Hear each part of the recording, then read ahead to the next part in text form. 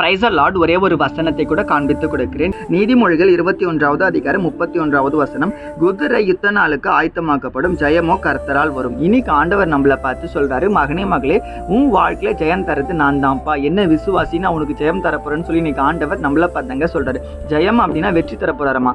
இன்னைக்கும் நிறைய பேர் பார்த்தீங்கன்னா நீங்க எக்ஸாம்ஸ் எழுதுற மாணவர்கள் இருப்பீங்க, ஸ்கூலு காலேஜ் படிக்கிறவங்க, இன்னைக்கு எக்ஸாம்ஸ் போயிட்டு இருக்கு. நீங்க நிறைய பேர் எக்ஸாம்ஸ் எழுத போறீங்க. எல்லா எக்ஸாம்ஸ்லும் கண்டிப்பா நீங்க பாஸ் ஆயிருவீங்க, கவலைப்படாதீங்க, ஏசப்பா உங்களுக்கு உதவி செய்வாருங்க. ஆனா நீங்க ஆயத்தமாக்கப்படுறீங்களா? ஜெயமோ கர்த்தரால் வரும்பா, வெற்றி வந்து தரது ஆண்டவர் விசுவாசிக்கணும். ஆனா நீங்க ஆயத்தமாகணுமே, ஏன்னா குதிரைகள் யுத்த நாளுக்கு ஆயத்தமாகுதுல.